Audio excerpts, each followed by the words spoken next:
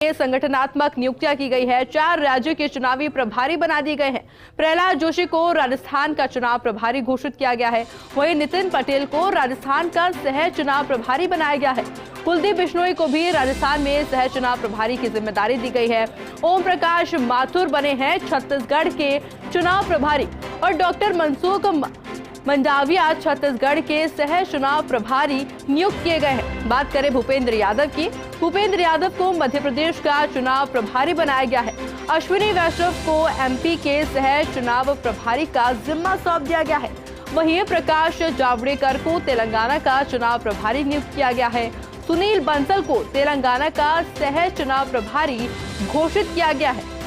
और ऐसे में देखिए, जैसे जैसे चुनाव नजदीक आ रहे हैं वैसे वैसे अब भारतीय जनता पार्टी भी अलर्ट होती नजर आ रही है। ऐसे में इन नामों की घोषणा भी हो चुकी है। प्रहलाद जोशी को राजस्थान का चुनावी प्रभारी बनाया गया है। देखिए तस्वीरें अब आपको हम दिखा रहे हैं, यही वो तस्वीरें हैं जिनमें आधिकारिक तौर पर ये घोषणा हो चुकी है इन नामों को लेकर।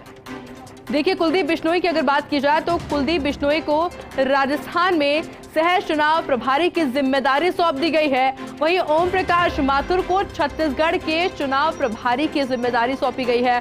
बात कर ली जाए डॉक्टर मनसुख मंडाविया की, तो डॉक्टर मनसुख मंडाविया को छत्तीसगढ़ के सह चुनाव प्रभारी नियुक्त किया गया है। भूपेंद्र यादव की बात की जाए, भूपेंद्र यादव को मध्य प्रदेश का चुनाव प्रभारी बनाया गया है और साथ ही साथ अश्विनी वैष्णव को एमपी के सह चुनाव प्रभारी का जिम्मा सौंप दिया गया है। यानी कि देखिए जिम्मेदारी बेहद महत्वपूर्ण है, देखना होगा किस तरह से अभी निभाते हैं। हालांकि तस्वीर आपको दिखा रहे हैं क्योंकि बीजेपी चुनाव प्रभारी का ऐलान होने के साथ में समझा जा सकता है कि अब किस तरह से चुनावी बिगुल अब बच चुका है जहां जहां चुनाव होने हैं। इसी खबर पर अधिक जानकारी के लिए डेली न्यूज एडिटर अदिति नागर भी हमारे साथ जुड़ चुकी है। अदिति, इस ऐलान को किस तरह से देखती है? जो तमाम नाम अब सामने आए हैं, किस तरह से देख रही है उनको?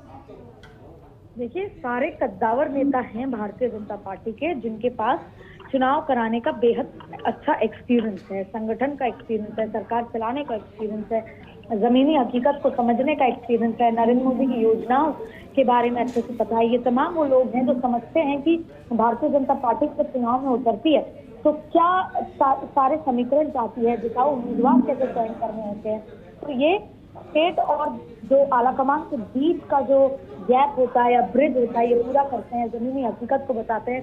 राजस्थान में प्रहलाद जोशी कर्नाटक से आते हैं, जो अभी मंत्री हैं केंद्र में, और इसके अलावा बहुत करीबी हैं अमित शाह के कह लें या फिर आलाकमान के बहुत करीबी हैं और संसदीय कार्य मंत्री हैं और बेहद अच्छे तरीके से सुचारू रूप से संसद चलाने का जिम्मा इनके ऊपर होता है। नितिन पटेल की बात करें तो डिप्टी सीएम रह चुके हैं, मुख्यमंत्री के दावेदार थे और संगठन को कह लें या किस तरीके से राजनीति होती है उस चीज को बहुत बेहतर तरीके से समझते हैं। कुलदीप बिश्नोई कांग्रेस से नाराज होके वो आए थे।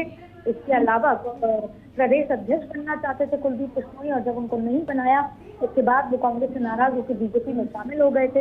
अब कुलदीप बिश्नोई जो इलाका है राजस्थान का, जैसे बोलते हैं कि वो तमाम इलाके में, जैसे बोलते हैं सिरोही हुआ, ये तमाम जो इलाका है जहाँ पे बिश्नोई समाज ज्यादा बड़ा है, उस पूरे इलाके को बहुत बेहतर तरीके से समझते हैं, तो वो भी बहुत ज्यादा महत्वपूर्ण हो जाएगा भारतीय जनता पार्टी के लिए। इसके अलावा छत्तीसगढ़ से ओम प्रकाश माथुर जो प्रभारी थे, लेकिन उनको चुनाव प्रभारी बनाया गया क्योंकि वो ये समझते हैं कि नरेंद्र मोदी को किसी भी चुनाव को कैसे जिता के लाना है। गुजरात जैसे गढ़ के संगठन मंत्री रहे हुए हैं और इसके अलावा झारखंड हो, तमाम बहुत सारे ऐसे राज्य हैं जहां पर चुनाव जिताने का जिम्मा हमेशा ओम प्रकाश माथुर के कंधे पर रहा। मनसुख मंडाविया देश के हेल्थ मिनिस्टर हैं, कोरोना जैसे काल में उन्होंने पूरी परिस्थिति को संभाला है। बहुत साधारण गुजरात के नेता होने के बाद अपनी कार्यशैली से यहाँ तक पहुंचे हैं, आलाकमान के करीबी है, बेहद ढंग से समझते हैं कि चुनाव को कैसे सक्सेस बनाना है। इसके अलावा भूपेंद्र यादव इनको परिचय के मोहताज हैं।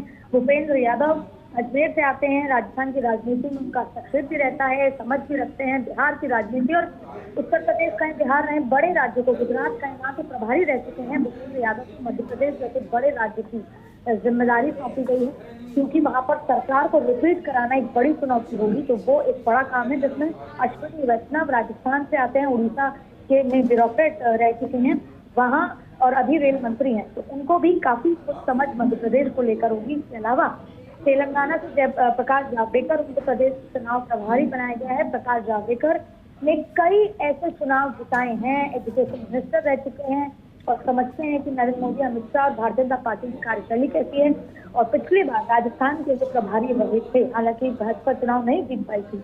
इसके अलावा सुनील बंसल, उनको भी वो किसी इंट्रोडक्शन के मोहताज नहीं है, राजस्थान अलवर से आते हैं, लेकिन जो झंडे इन्होंने संगठन के काम में उत्तर प्रदेश में गाड़े हैं इसके बारे में सबको पता है। और उनको जब उत्तर प्रदेश से बुलाया गया दिल्ली, तो उनको तेलंगाना और पश्चिम बंगाल की जिम्मेदारी दी गई, क्योंकि दोनों में बड़ी चुनौती है और दोनों में जो पार्टियां हैं, वहाँ की रीजनल पार्टियां, उनको पटकनी देनी है। और सुनील बंसल को पता है कि कैसे करना है।